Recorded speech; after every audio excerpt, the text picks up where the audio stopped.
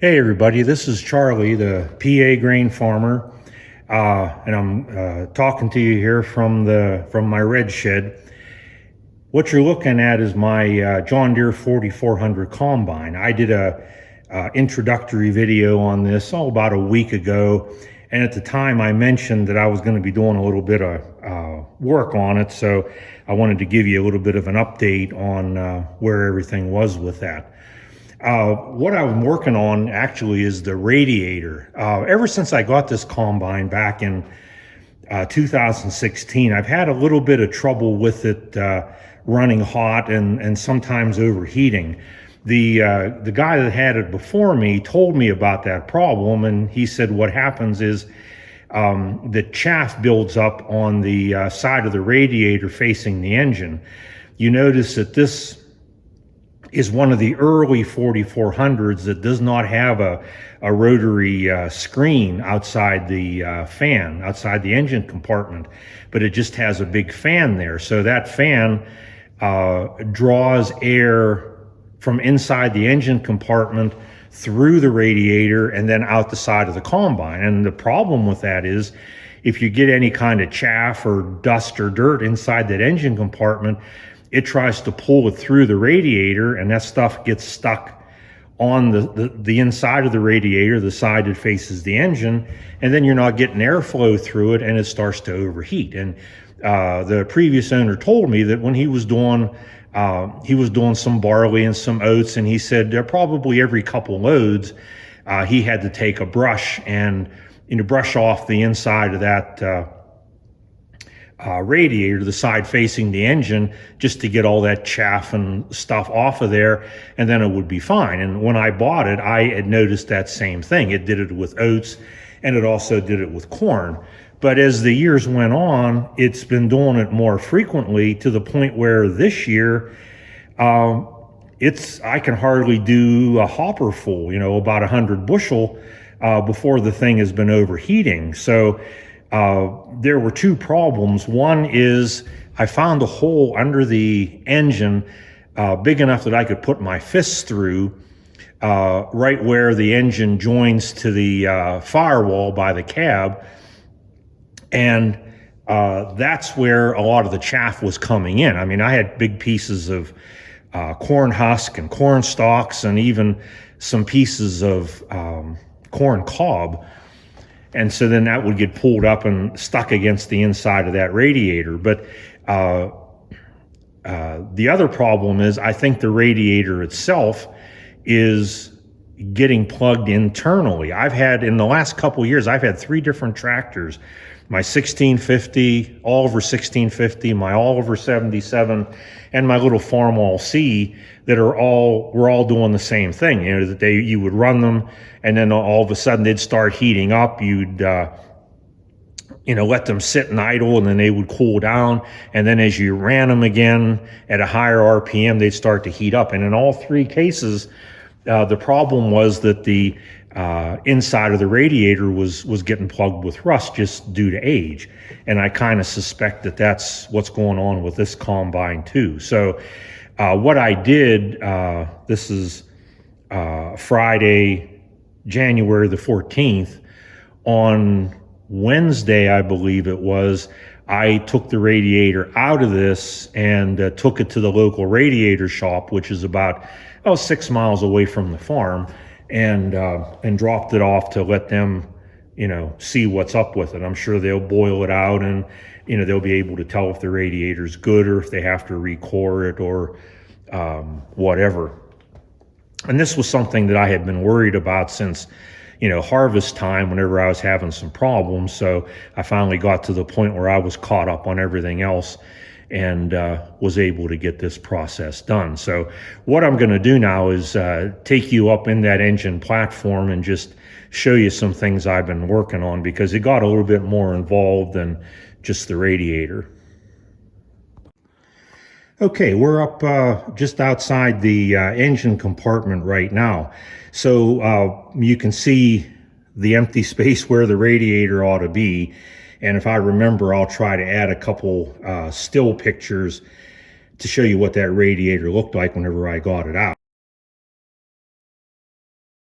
out. It wasn't too bad to do. It wasn't as bad as I thought. It took me maybe 2 hours or so to get everything unbolted. The trickiest thing was just lifting the thing up and out of there, and twisting it just the right way so that it would come out.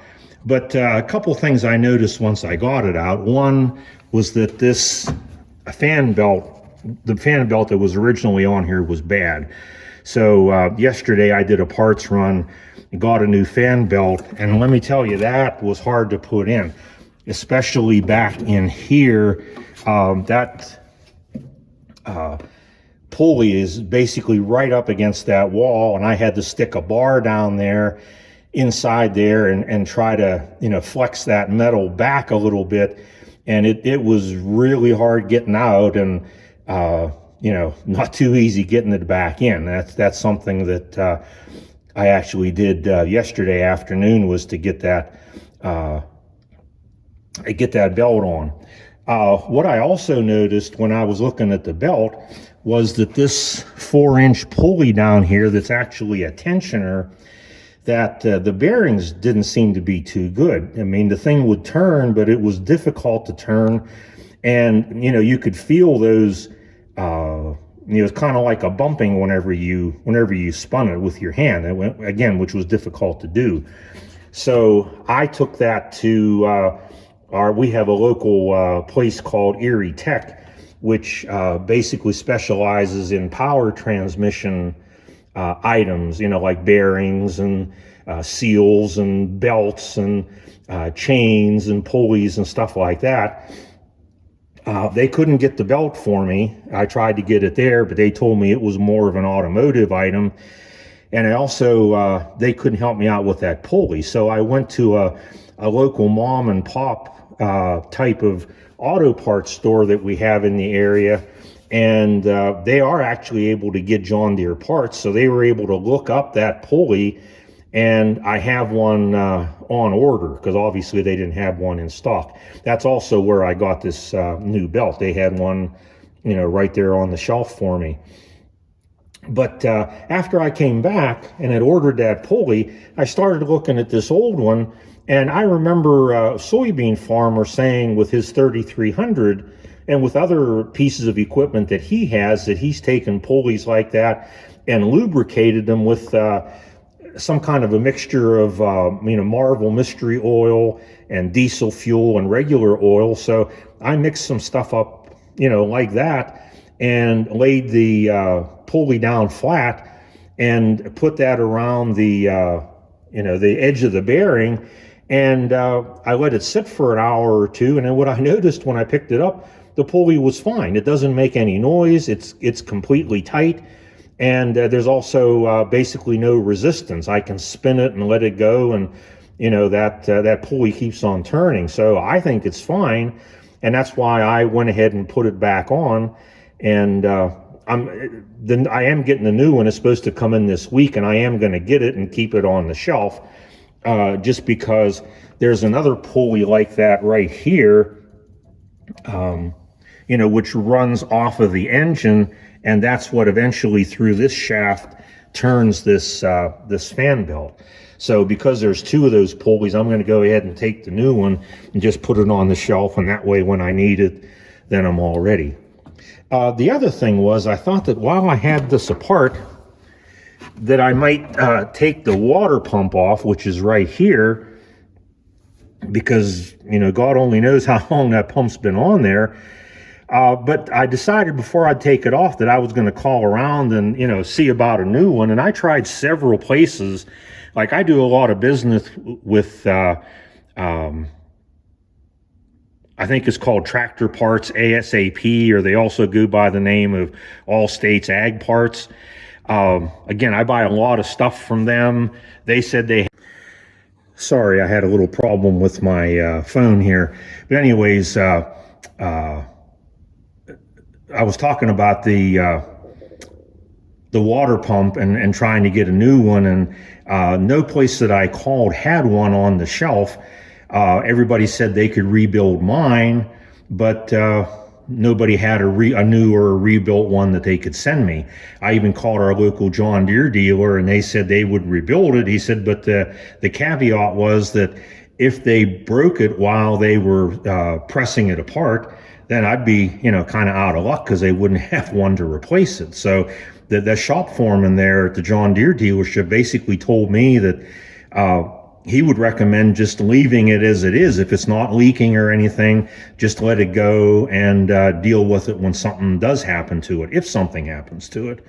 I know that I've had tractors where I was, driving and working out in the field, and all of a sudden I saw steam and, water was spraying out around the shaft on the water pump, and then you definitely knew something was wrong. So I guess I'm just going to wait and see if anything like that happens, and then deal with it at that point.